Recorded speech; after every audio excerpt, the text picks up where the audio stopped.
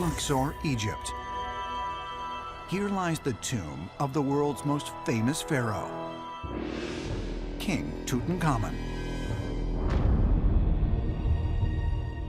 When it was discovered in 1922, completely intact and preserved after more than 3,000 years, it was considered one of the most significant archaeological discoveries of all time.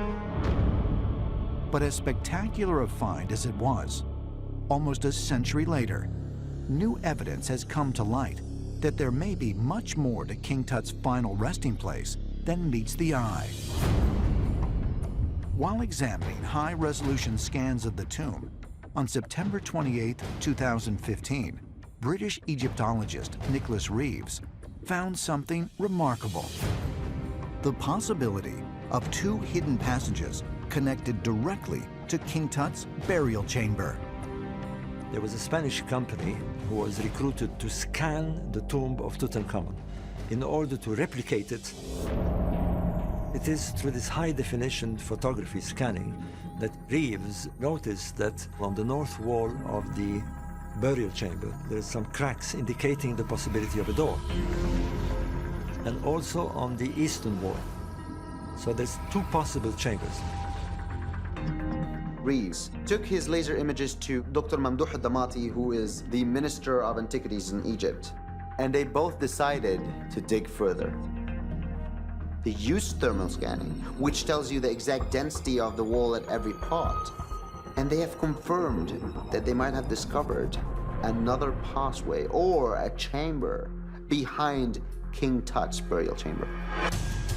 Whether there are more buried treasures beyond the painted walls remains to be seen. But if so, Reeves has a theory.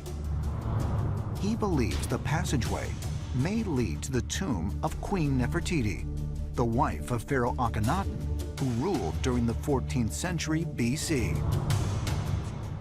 Reeves speculates that, in fact, Tutankhamun inherited the tomb of Nefertiti.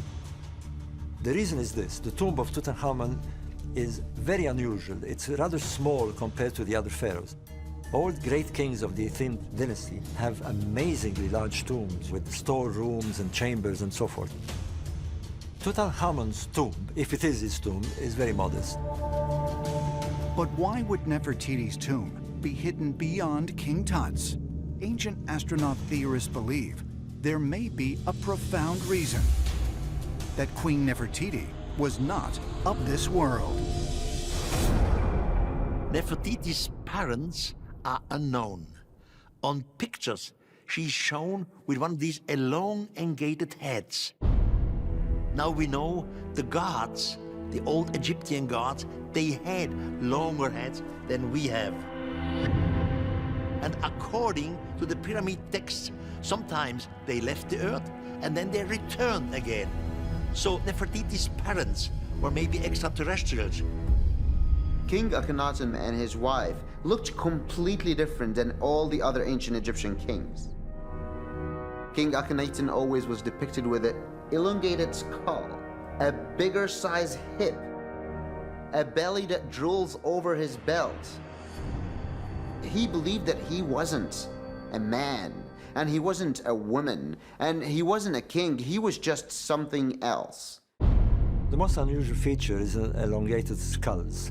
There's been a lot of discussions about what these skulls meant, whether they were literally elongated skulls or whether they were just decoration features.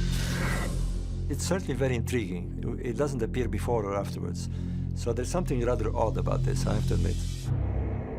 The reign of Akhenaten and Nefertiti introduced a new and controversial monotheistic faith to Egypt, worshipping the disc-shaped sun god, Aten.